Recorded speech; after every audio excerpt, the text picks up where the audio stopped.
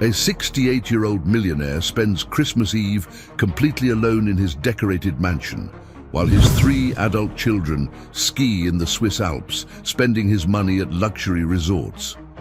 When a 7-year-old beggar girl knocks on his door at Christmas midnight and discovers he's alone, she's shocked. How can you spend Christmas alone? The next day, she appears with a gift wrapped in newspaper, bought with the money she needed for food. Touched by the child's generosity, the millionaire makes a decision that changes everything. And what happens when his children find out is devastating. The sound of the grandfather clock echoed through the empty mansion like a solitary heart beating in the darkness. Edward Santoro adjusted his glasses and watched the hand strike exactly midnight, December 25th. Officially, Christmas.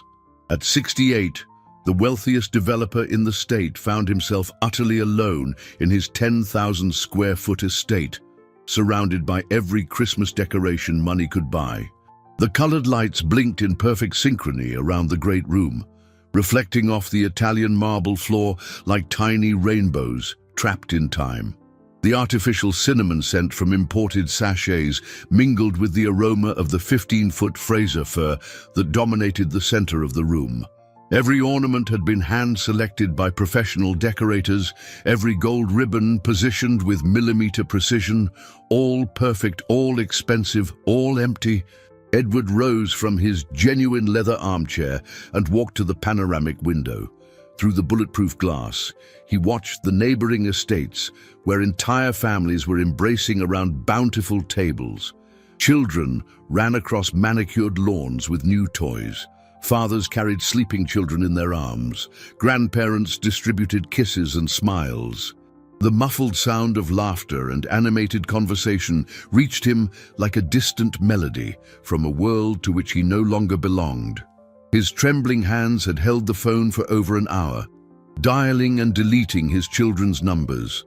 Robert Meek, the eldest, had posted a photo 2 hours earlier, he and his siblings, Daniel and Megan, skiing in Aspen, Colorado, sporting radiant smiles and ski gear that cost more than the annual salary of an average family. "I'd dig Christmas on the slopes with the best, Dad footing the bill for our happiness. As always," the caption read, accompanied by money bag emojis. No Christmas text for him, no call. Not a single "Merry Christmas, Dad." Just the painful certainty that his generosity had created elegant monsters who saw him as a walking ATM in a tuxedo. Edward walked to the dining table set for 12, where only one place was occupied by a fine china plate he hadn't even touched. The 20-pound turkey remained intact. The golden eggnog French toast was slowly growing cold, and the $1,000 bottle of Screaming Eagle Cabernet waited in a silver bucket that would never be emptied. As a child, he had dreamed of this moment. He imagined one day he would be rich enough to give his children the best Christmases in the world. Expensive toys, luxurious trips, gifts other parents couldn't even fathom. He believed that money would be the bridge to love, the tangible proof of his paternal affection. What a cruel irony to discover he had built a gilded abyss between his heart and the hearts of those he loved most. The developer returned to his armchair and picked up the family photo album. He flipped through pages filled with fabricated memories, expensive graduations, international trips, lavish birthday parties in rented-out ballrooms. In every image, his children smiled for the cameras, but their eyes never sparkled when they looked at him. They were bought smiles, calculated hugs, displays of affection that lasted only long enough for the next wire transfer. The loneliness weighed on his shoulders like a lead blanket. Edward closed his eyes and allowed himself to feel all the pain he had been swallowing for years. Perhaps it was too late to change. Perhaps true love was a luxury his money could never buy. It was then that he heard a soft, hesitant sound coming from the front door. 3 timid knocks, almost imperceptible. Edward frowned. Who could possibly be visiting his home in the middle of Christmas night? He rose slowly, his heart pounding with a mixture of curiosity and desperate hope. When he opened the door, he found no repentant children. Instead, he was met with a sight that would change his life forever. Standing before the main door, a girl of about 7 was shivering from the cold under a fine drizzle that had begun to fall. Her tangled brown hair clung to her small, thin face, and her worn-out clothes, a sweater with a hole in it and a stained denim skirt, seemed inadequate for the freezing temperature.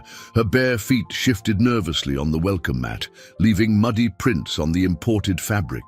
What caught Edward's attention most, however, were her eyes. Large, dark, and bright. They radiated a pure light that contrasted sharply with her vulnerable appearance. In her small, dirty hands, she held a poorly wrapped package, covered with yellowed newspaper and tied with a frayed string. "Mister," she whispered in a sweet, hesitant voice, "I brought you a Christmas present." Edward was paralyzed for a few seconds, processing the surreal scene. A street kid, alone in the middle of the night, offering him a gift. Quickly, his paternal instincts overrode his initial surprise. He crouched down to her level, noticing how she recoiled slightly but kept the package extended toward him. "My God, child, you're freezing," he murmured, his voice thick with emotion. "Come in, please, let's get you inside." The girl hesitated, looking at her own muddy feet and then at the immaculate marble of the entryway. "I can't get your pretty house dirty, mister. I just came to give you this, and then I'll go." "Nonsense," Edward replied, extending his hand gently. "You're my guest. Please, come in." After a moment's hesitation, she accepted his hand and allowed herself to be led into the mansion. Edward noticed how her eyes widened at the sight of the Christmas decorations, the colored lights reflecting in her pupils like tiny stars. She turned slowly, absorbing every detail of the luxury that surrounded her. "Wow, mister. Your house is just like in the movies," she murmured, amazed. "I've never seen so many pretty lights." Edward felt a pang in his heart. When was the last time anyone had shown such genuine admiration for anything in his life? His children had grown up accustomed to luxury, receiving every expensive gift with blasé indifference, as if they were entitlements rather than tokens of love. "You said you brought a gift for me?" he asked, sitting in the armchair to be closer to the girl's height. She nodded vigorously and extended the package with solemn ceremony. "I saw you were all alone on Christmas Eve through the window. You looked really sad, mister. Everybody deserves a present on Christmas." Edward's hands trembled as he received the package. The newspaper was damp from the drizzle, and he could feel something small and solid inside. With extreme care, as if handling a precious relic, he undid the string and opened the wrapping. Inside, he found a colorful plastic watch, the kind sold in toy stores for a few dollars. It was blue with yellow fish designs, the type of gift a child would choose without a second thought. The digital display flashed the incorrect time, and one of the plastic straps was slightly cracked. Edward glanced at his own wrist, where a $50,000 Swiss watch gleamed, then turned his eyes back to the girl's gift. For the first time in years, he felt genuine tears stream down his face. "I saw that you didn't have a watch, mister, and I thought you needed one so you wouldn't be late for Christmas," she explained with pride, pointing to the expensive watch on his wrist. "But that one doesn't have pretty pictures like my present." Edward couldn't help but smile through his tears. "You're right, sweetheart. This one is much prettier." But something in the girl's expression intrigued him. There was a hidden sadness behind her bright eyes, a weight no child should carry. And how did she know where he lived? Edward put the plastic watch on his wrist with solemnity, carefully removing the Swiss one. The girl clapped softly, her eyes shining with joy at seeing her gift being worn. At that moment, he realized that this simple gesture meant more to her than any expensive gift had ever meant to his own children. "What's your name, sweetheart?" he asked, draping a blanket over the girl's shoulders.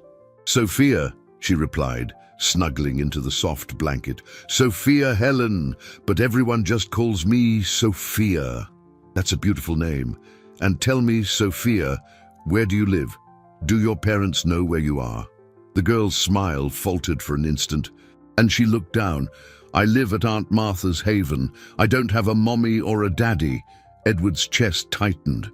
An orphan, alone in the world, just as he felt that night. And the shelter lets you go out alone in the middle of the night. Sophia fidgeted with the hem of her skirt. I ran away, but just for tonight, mister. I'll be back before breakfast. Aunt Martha won't even notice. Ran away. Why? Because there are no Christmas presents at the shelter. Aunt Martha said there's no money for that, so I thought, if I can't get a present, I can give one to someone who needs it. The simplicity of the child's logic hit Edward like a punch to the gut. This child, who had nothing, had run away from her home to give a present to a stranger. He swallowed hard before asking the next question. Sophia, where did you get the money to buy this watch? The girl was silent for a long moment, her small fingers playing with the string she had used to wrap the gift. When she finally spoke, her voice was almost a whisper. I save up coins, mister. Sometimes people give them to me on the street when I ask. Not for candy, no. It's for food when my tummy hurts a lot. Edward felt as if the floor was moving beneath his feet. But you used your food money to buy me a present. Sophia nodded, as if it were the most natural thing in the world. I saved for 3 months. I had $9.50. The watch cost $9. I have 50 cents left. Look. She pulled a coin from her pocket and showed it to him proudly. Edward's tears were now falling freely. Before him was a child who had gone hungry to buy a gift for a stranger, while his own children spent thousands of dollars at luxury resorts without even sending a Christmas text. But why did you choose my house, of all places? He asked, his voice trembling. Because I always walk by here when I'm out asking for change. Your house is the prettiest of all, with so many lights. But I always saw you standing at the window, all alone, looking sad. Just like me when I watch the other kids playing at the shelter. Edward could no longer contain himself. He stood up and walked to the window, pretending to admire the decorations to hide his tears. The irony was too cruel. The poorest child in town had noticed his loneliness and decided to do something about it, while his millionaire children didn't even know he existed beyond being a source of money. Sophia, he said, turning back to the girl. Are you hungry now? She nodded shyly. A little, but don't worry, mister, I can handle it. Edward walked to the dining table laden with untouched food. How about we have a late supper together? I've prepared enough food for an army. Sophia's eyes widened at the sight of the feast. Can I really? Won't there be too little left for you? You can. In fact, you'd be doing me a favor. I don't like eating alone. As he served a plate for Sophia, Edward observed her delicate and polite movements. She waited for him to sit down before starting to eat, chewed slowly and wiped her mouth with her napkin after each bite. Someone had taught this child good manners. Sophia, tell me about your parents, he asked gently. The girl stopped eating and was quiet for a moment. When she spoke, her voice carried a sadness no child should ever know. My daddy worked at a big company. He always said his boss was very good to the employees. But one day, she didn't finish the sentence, but Edward sensed he was about to discover something that would change everything. Sophia fidgeted with her napkin, her small eyes fixed on her half-empty plate. Edward waited patiently, sensing the girl was struggling to find words for something painful. The mansion's silence was broken only by the ticking of the clock and the distant sound of fireworks celebrating Christmas in the neighboring houses. My daddy's name was John, she finally began, her voice low and melancholic. John Silver. He worked at the same company for 15 years. He took care of the grounds and the cleaning. He always came home smiling, saying he had the best job in the world because his boss was fair and good. A chill ran down Edward's spine.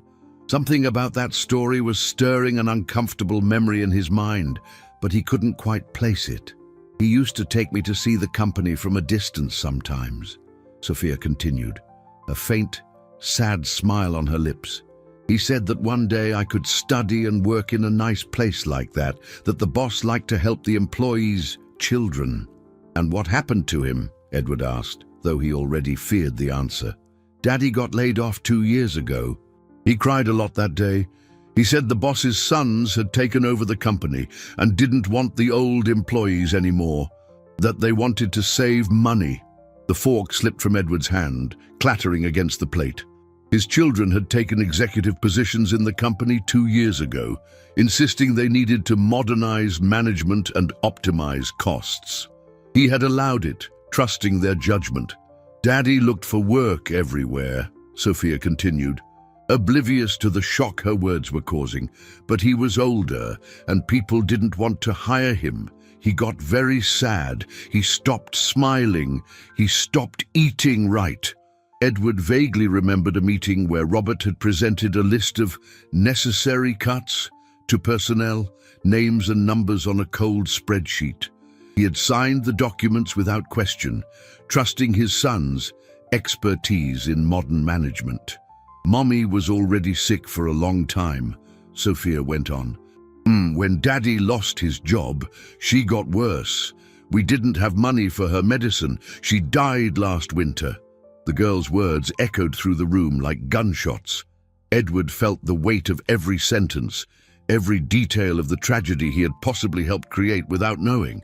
"And your father, Sophia, where is he now?" The girl lowered her head, tears finally streaming down her cheeks. "Daddy got very sick after Mommy died. He said it was from sadness, that his heart was broken. He went to the hospital, but we didn't have money to pay. He died 3 months after Mommy." Edward had to grip the table to keep from falling. Nausea rose in his throat as the cruel reality materialized before him. This child was an orphan because his sons had destroyed a family to save a few $1,000s. "Sophia," he said in a trembling voice, "do you remember the name of the company where your father worked?" She nodded, drying her eyes with the sleeve of her sweater. "Santoro Construction. Daddy always said the full name, Santoro Construction, Inc. He was proud to work there." Edward's world collapsed. His own company, his own sons. This girl was an orphan because of his family, and yet she had spent her last coins to buy him a present. "My God," he murmured, his hands shaking uncontrollably. "Mister, are you okay?" Sophia asked, concerned. "You've gone all pale." Edward couldn't answer. The images connected in his mind like pieces of a macabre puzzle. The reports he had signed without reading, the layoffs he had approved without question, his son's thirst for profit that had cost innocent people their lives. "Sophia," he said finally, his voice hoarse with emotion, "do you know who owns Santoro Construction?" The girl shook her head. "Daddy always said he was a very good man, but that he had mean sons. He said the boss didn't know about the bad things his sons were doing." Edward closed his eyes tightly. John Silver had protected his image until the end, even after being wronged, even after losing everything. "Mister," Sophia gently touched his hand, "did you know my daddy?" Edward looked at this angelic child, orphaned because of his family, and knew his life had changed forever in that moment. Edward remained silent for long minutes, watching Sophia finish her meal with the delicacy of someone who rarely had the chance to eat a full supper. Each of the girl's bites was like a stab to his guilty heart. How could he tell her he was indirectly responsible for her parents' deaths? How could he explain that the mean sons her father had mentioned were his own children?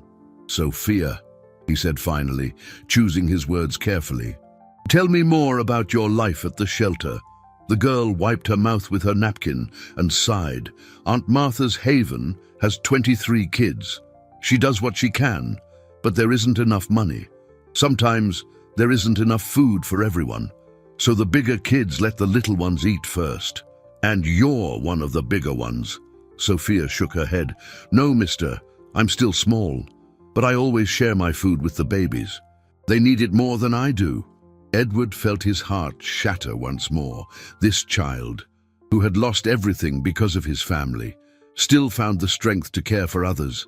Her generosity made his own seem pathetic and superficial. Aunt Martha said maybe next year she can find a foster family for me, Sophia continued, her eyes shining with cautious hope. She said I'm an obedient girl and that any family would be happy to have me.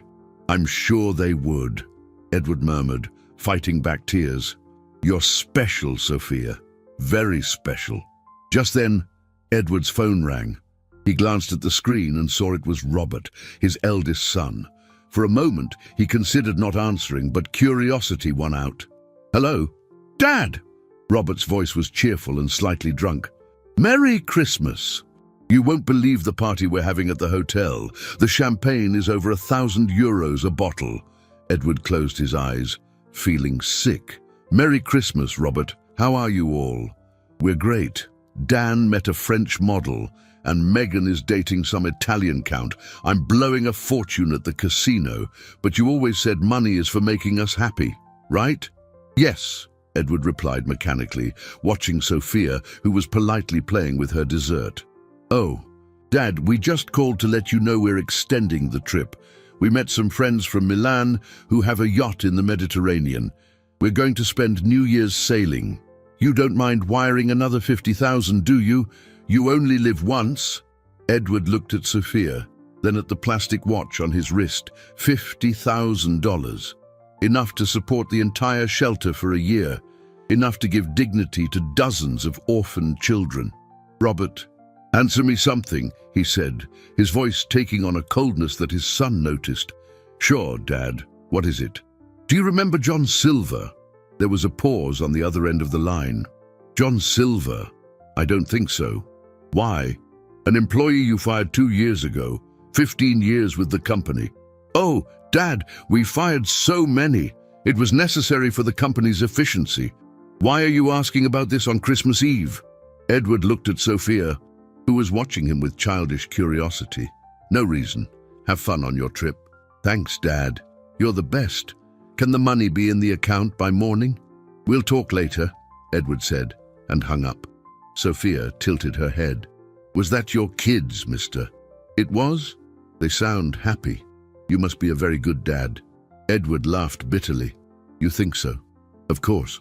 My daddy always said that when parents truly love their children, they grow up happy. Your kids must love you a lot. Sophia's innocence was both comforting and devastating. Edward realized he had reached a breaking point in his life. He could no longer pretend his choices had no consequences. He could no longer buy love with money while children like Sophia went hungry because of his decisions. Sophia, he said, making a decision that would change everything. How about you spend a few days here with me? Just until I talk to Aunt Martha at the shelter. The girl's eyes widened. Can I really? But I won't be any trouble. No trouble at all. In fact, you'd be helping me.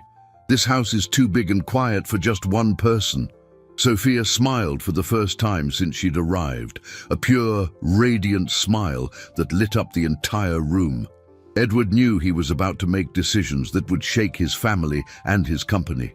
But for the first time in years, he felt he was doing the right thing. The next 5 days passed like a golden dream for them both. Edward discovered a joy he had forgotten existed as he watched Sophia explore the mansion with wonder-filled eyes. She treated every room like a treasure, every object like a work of art.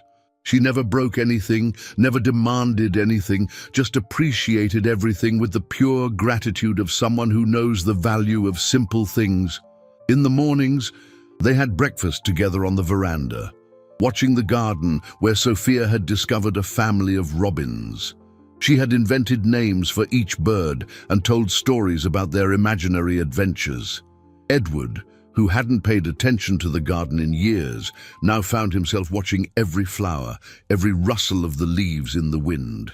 Mr. Ed, Sophia said one sunny morning, can I ask you a question? Of course, sweetheart. Anything.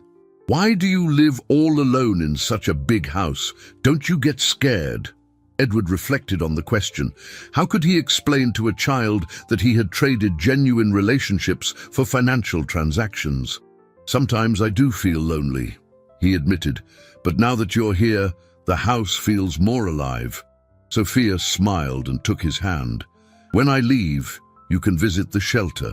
There are lots of kids there who would love to hear your stories from when you were little." The suggestion hit Edward like a bolt of lightning. When was the last time anyone had shown genuine interest in his personal history? His children never asked about his past, his childhood, his youthful dreams. That afternoon, Edward decided to do something he hadn't done in decades.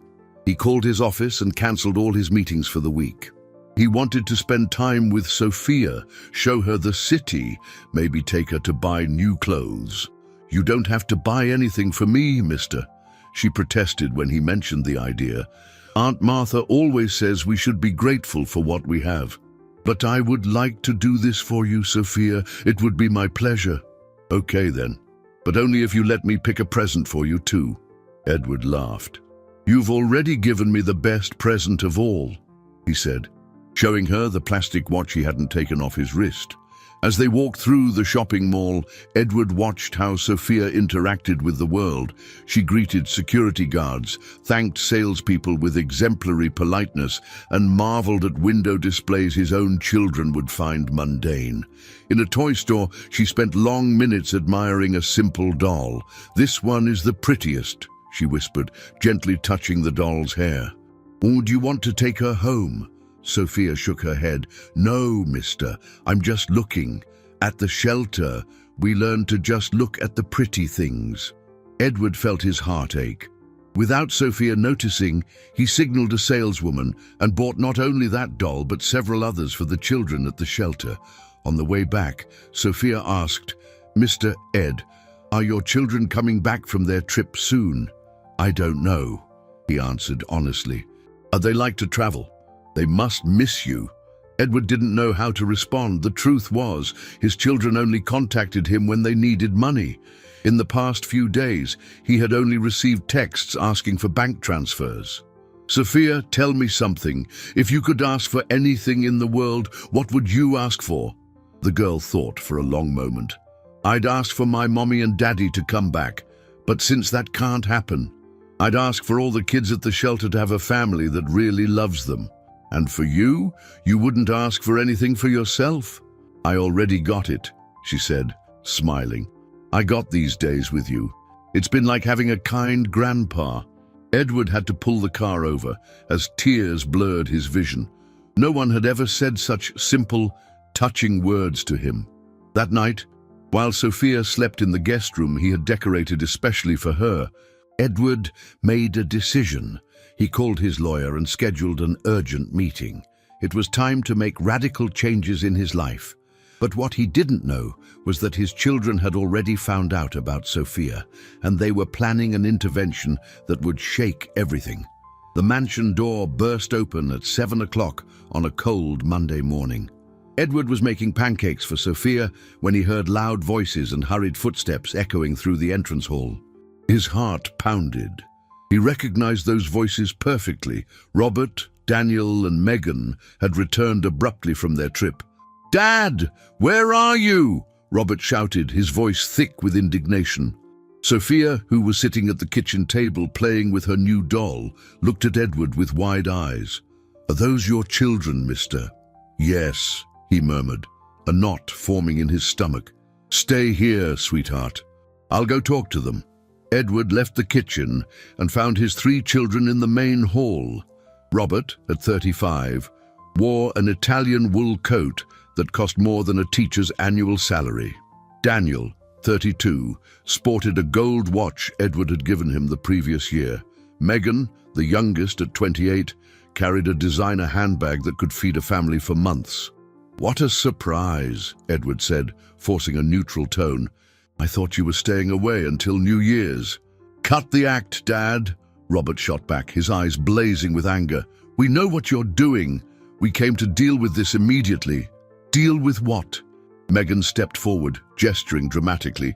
"Don't play dumb. Half the town is talking about you hosting some street urchin.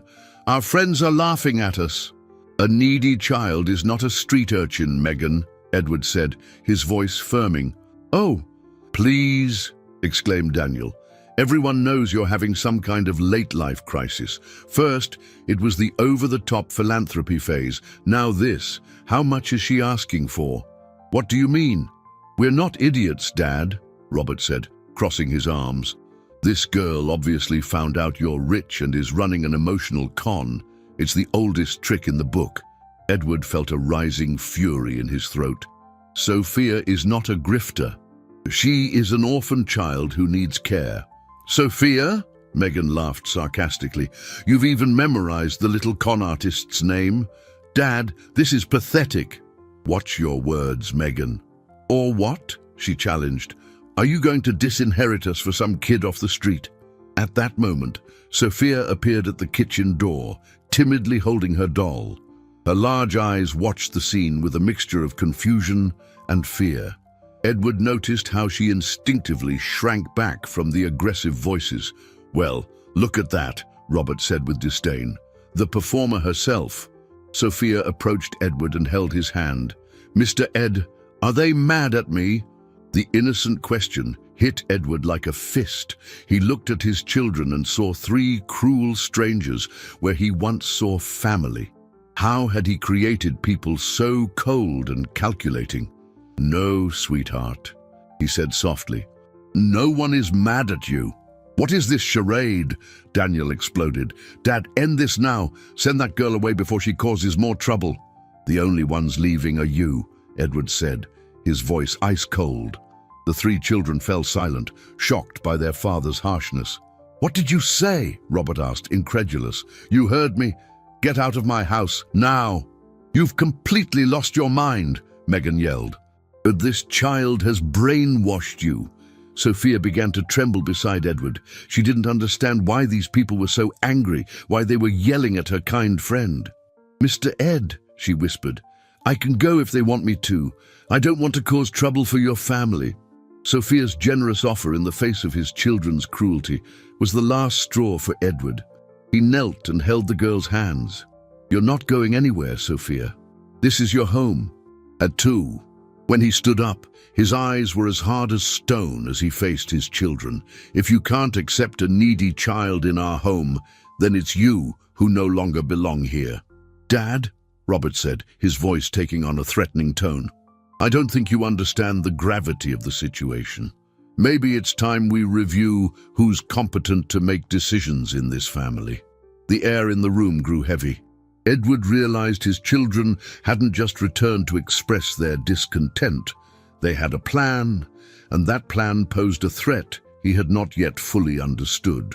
After his children left the mansion with veiled threats, Edward tried to maintain a sense of normalcy for Sophia. He made her lunch, helped her with a jigsaw puzzle, and read her stories before bed. But the girl, with the peculiar sensitivity of children, sensed that something had changed in his demeanor. Mr.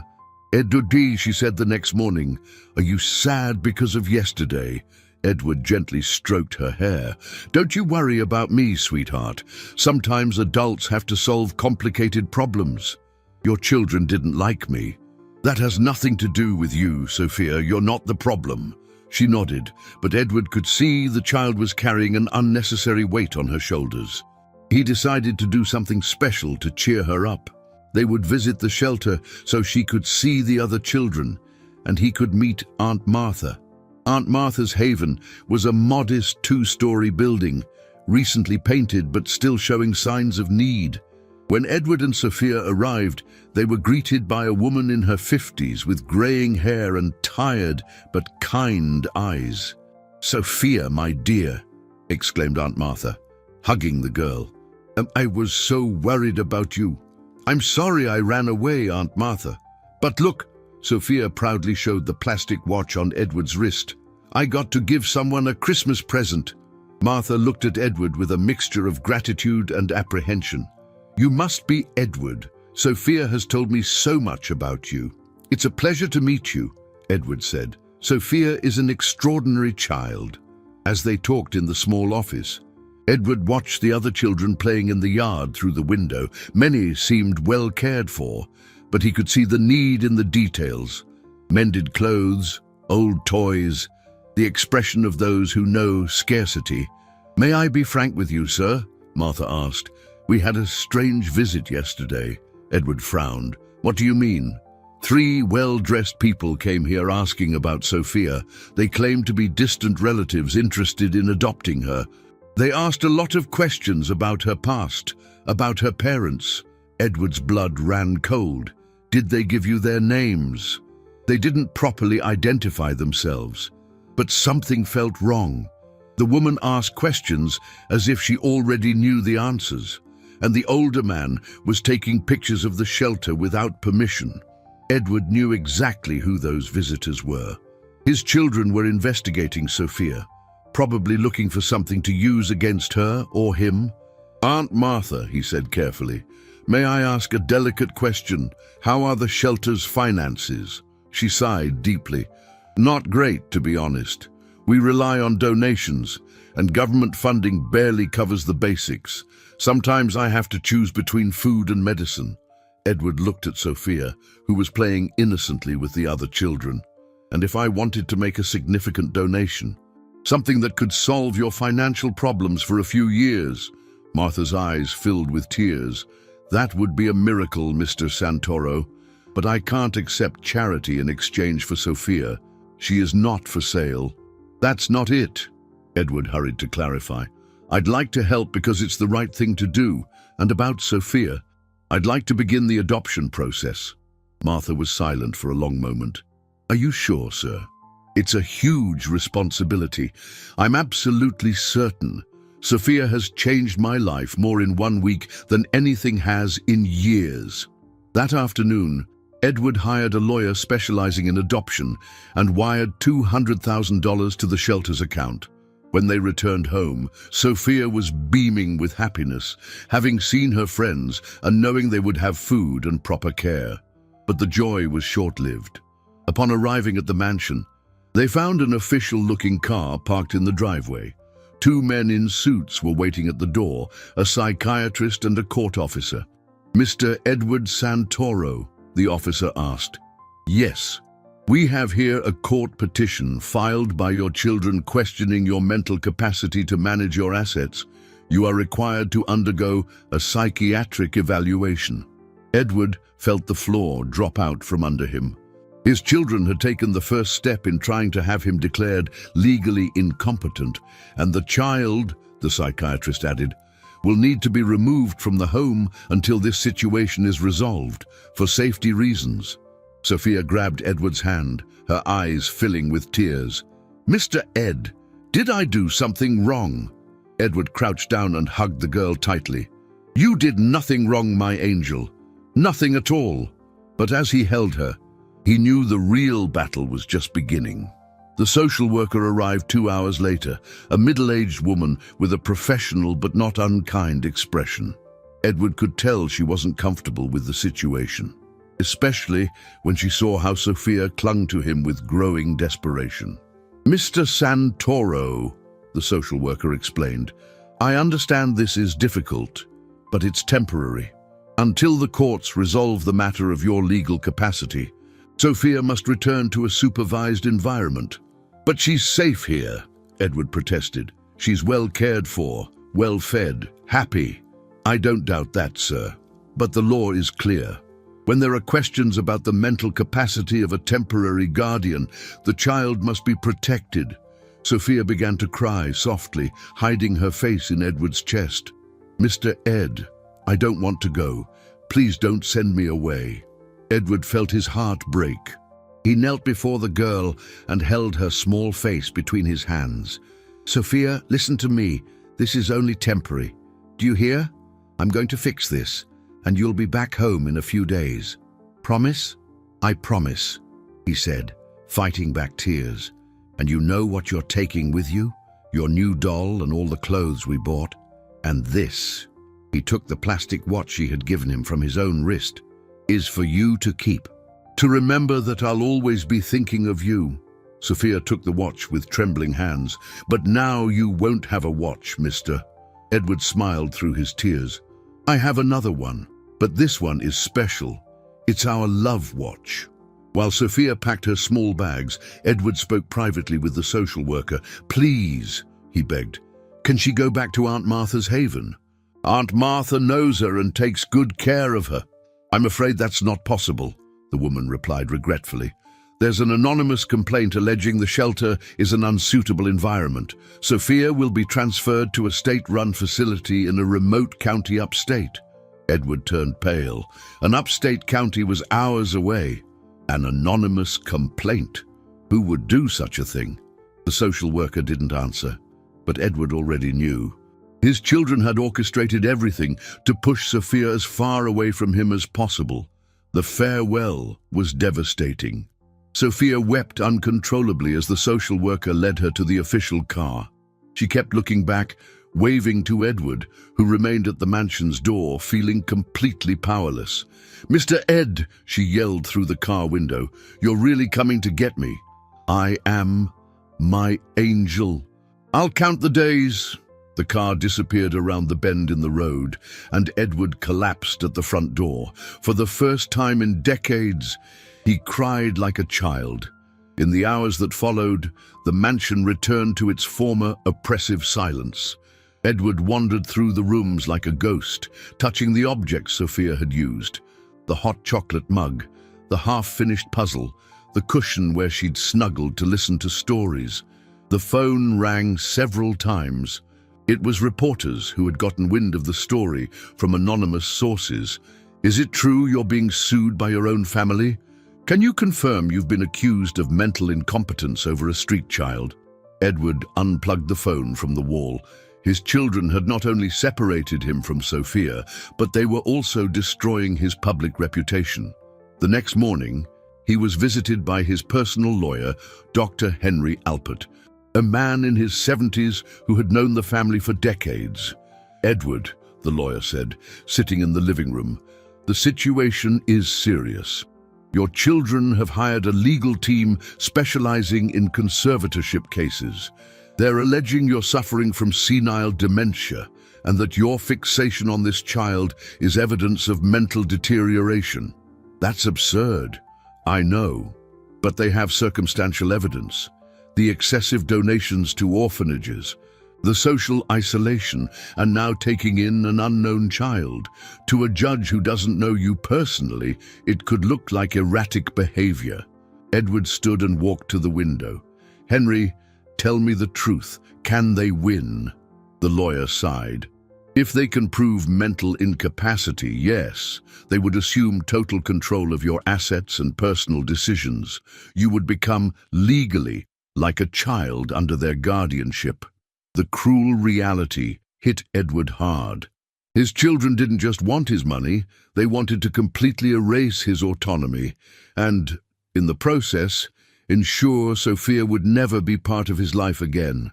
But Edward Santoro hadn't become one of the richest men in the state by giving up easily.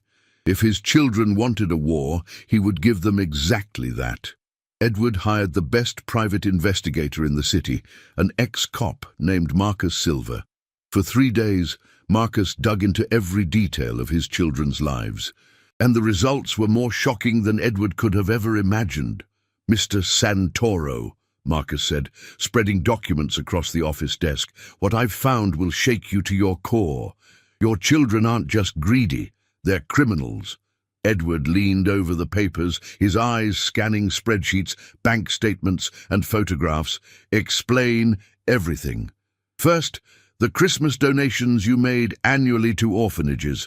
For the last 5 years, your children have intercepted 70% of those funds. They created fictitious charities and rerouted the money to personal offshore accounts." Edward felt nauseous. 70%? That means hundreds of children went without Christmas presents and meals, while your children funded their luxury trips. "Here's the proof." Marcus showed him wire transfers and forged documents.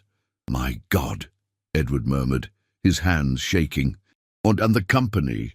Even worse, they systematically fired long-term employees to hire friends for phantom positions, pocketing the salary difference. John Silver, Sophia's father, was just one of 63 employees wrongfully terminated. Edward stood abruptly, walking to the window. The guilt he felt for the death of Sophia's parents multiplied by 63. "How many families did we destroy?" At least 20 of the fired employees faced severe financial hardship. 3 lost their homes, 2 divorced due to financial stress, and John Silver died of a broken heart, Edward finished bitterly. There's more, Marcus continued.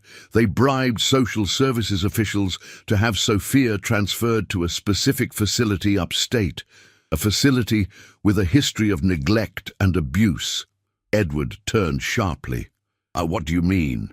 The Hope Institute, where Sophia is now, has been fined 3 times in the past year for inadequate conditions, overcrowding, insufficient food, lack of medical supervision. Your children chose that place deliberately. Edward's fury reached dangerous levels. They purposefully put Sophia in a place where she would suffer. Exactly. The intention is to break the emotional bond between you.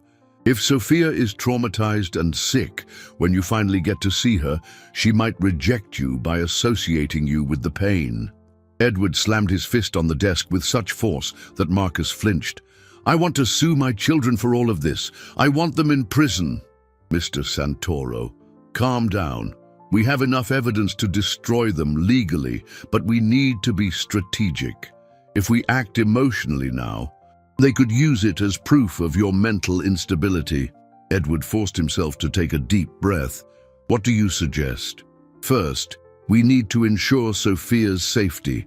I have contacts who can make a surprise inspection of the Hope Institute. If we find evidence of neglect, we can file for her immediate transfer.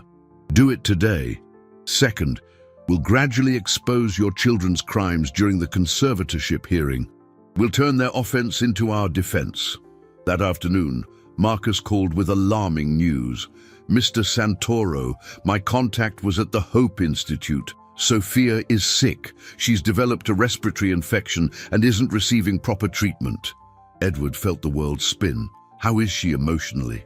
According to an employee we managed to bribe, she spends her days clutching the plastic watch you gave her, asking when Mr. Ed is coming to get her. She's barely eating and cries every night. Edward could no longer hold back. Tears streamed freely down his face as he imagined Sophia suffering alone, sick and scared, believing he had abandoned her. Marcus, he said, his voice firm through the tears, change of strategy. We're not waiting for the hearing. I'm going public with everything we found. I want the entire state to know what kind of people my children are. Mr. Santoro. That could hurt your case. I don't care about the case. I care about Sophia. If they want to use the media against me, I'll use the media against them. Edward called every news outlet in the state, scheduling a press conference for the next day. He had made the riskiest decision of his life, betting everything on a single play. His children had underestimated one fundamental thing about Edward Santoro. When it came to protecting someone he loved, he was willing to sacrifice everything, including his own fortune and reputation. The war was declared, and Edward would not back down an inch until he had Sophia back in his arms. The press conference took place in the main hall of the mansion. Edward had invited every media outlet in the state, as well as representatives from child protection organizations. As he sat before the cameras, his hands trembled slightly, but his voice was firm and resolute. Ladies and gentlemen of the press, he began, I have called this conference to reveal the truth about my family and about a terrible injustice being committed against an innocent child. Edward told the entire story from the beginning. The lonely Christmas night, Sophia's arrival, the discovery about her parents, and the devastating revelations about his children's crimes. He presented documents, bank statements, and recordings as evidence. My children not only stole money meant for needy children, he said, his voice thick with emotion. They systematically destroyed entire families to increase their own profits. And now they are using the legal system to silence me, while a 7-year-old girl wastes away in an inadequate institution. The reporters' questions came like an avalanche.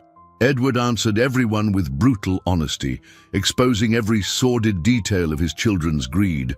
When he showed a picture of Sophia clutching the plastic watch, half the room was visibly moved. This girl spent her last few dollars, money she needed for food, to buy a Christmas present for a stranger who looked lonely. Meanwhile, my children were spending $50,000 on a single party, money that should have fed hundreds of orphans. The reaction was immediate and explosive.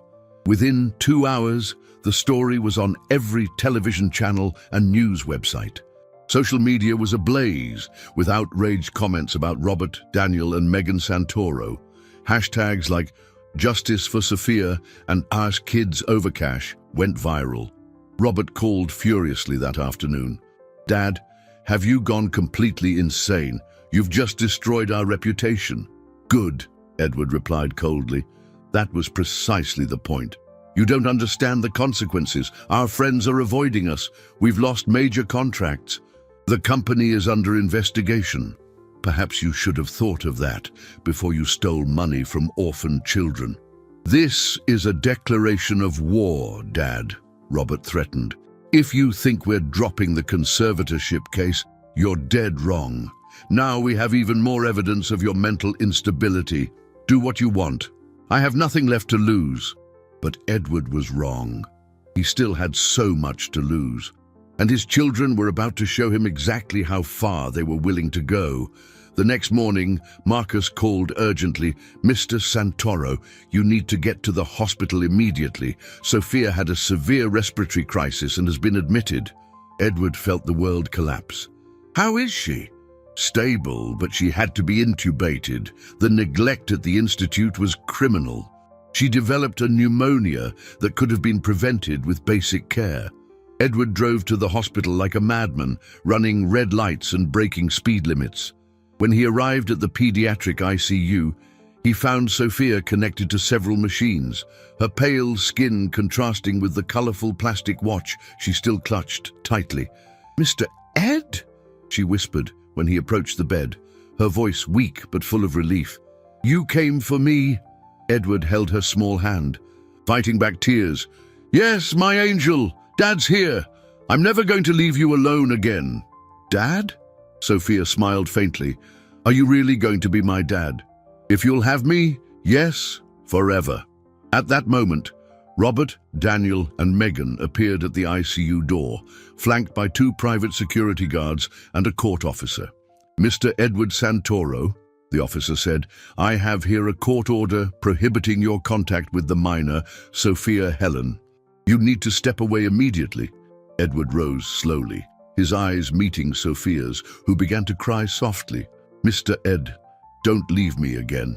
"This is our final move, Dad," Megan said coldly. "Give up this obsession, or you will never see this child again." Edward looked at Sophia, then at his children.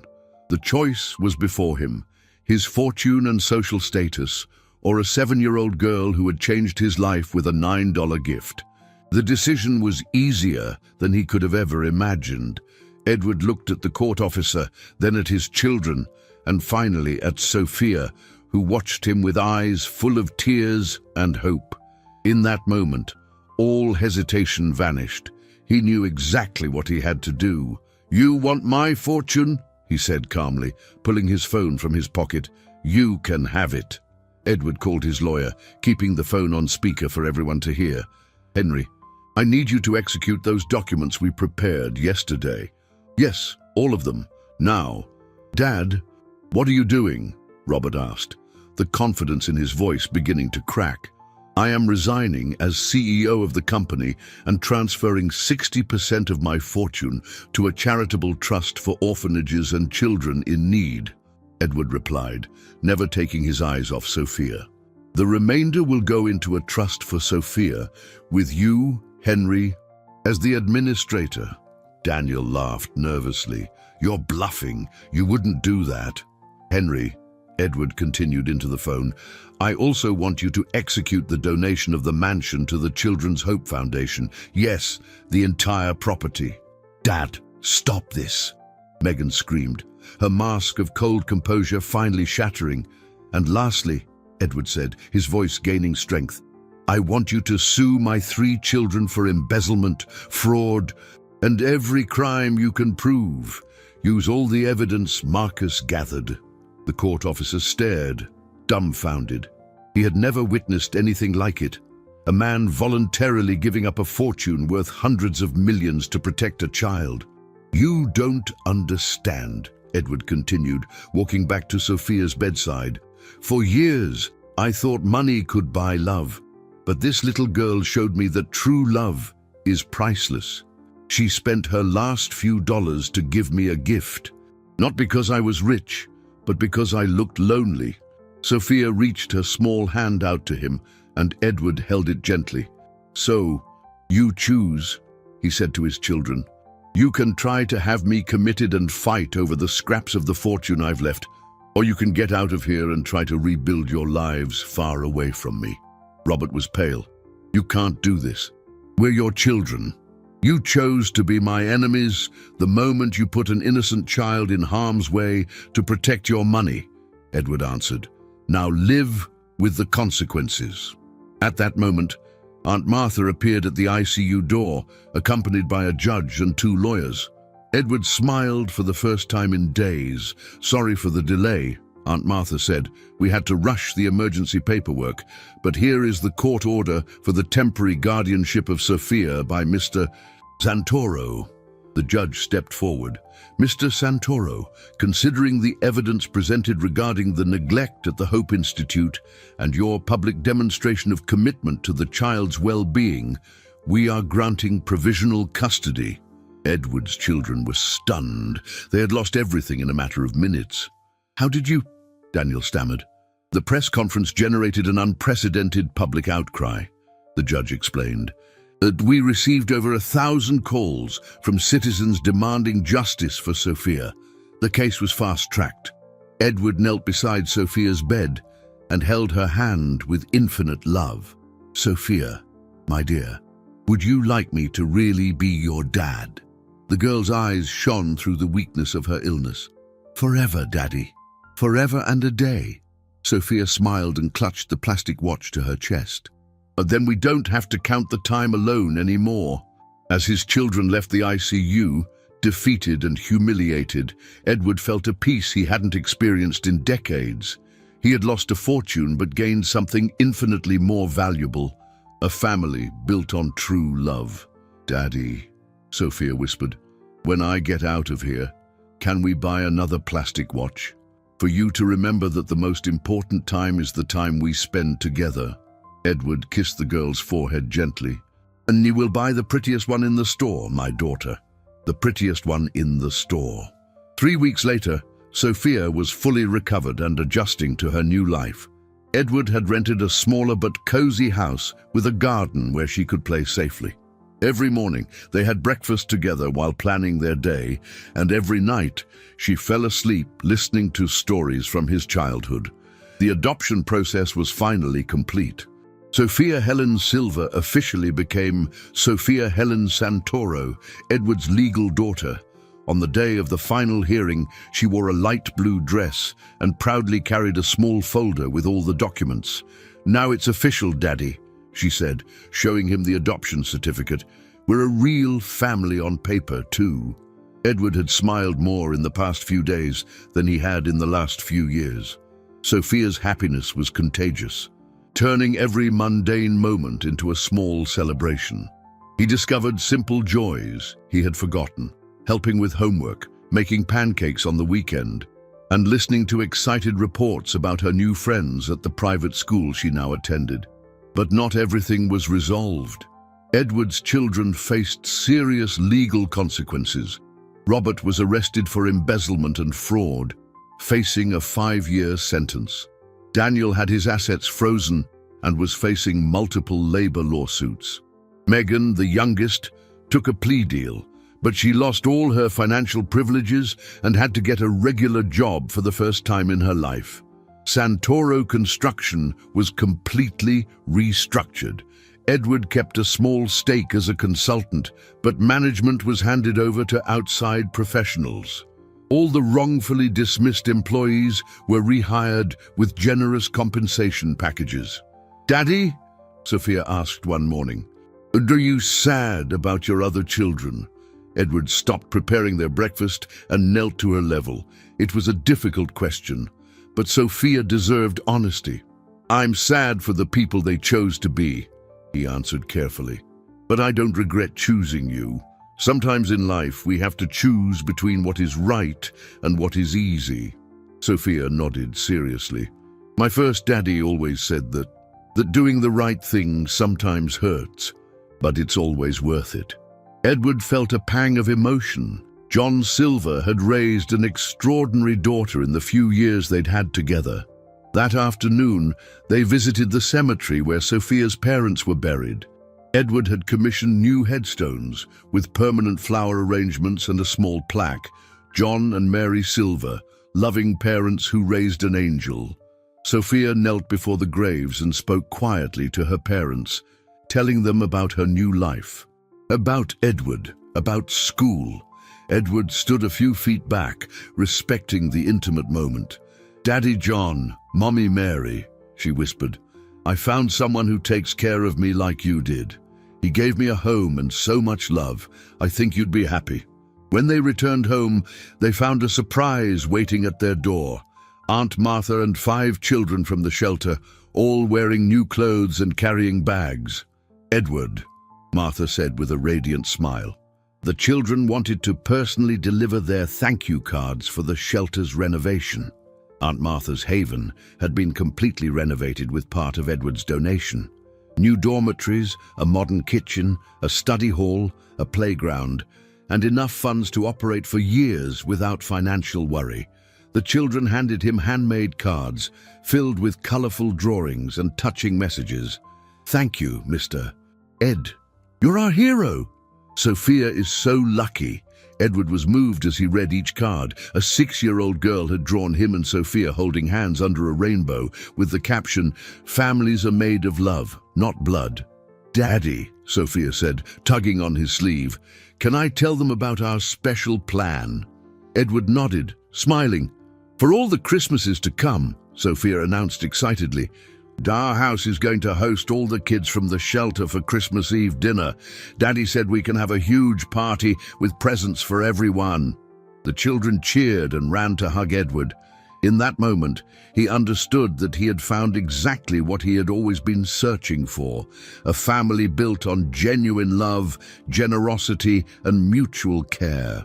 1 year later, on Christmas Eve, Edward and Sophia walked hand in hand down the street that led to the old mansion.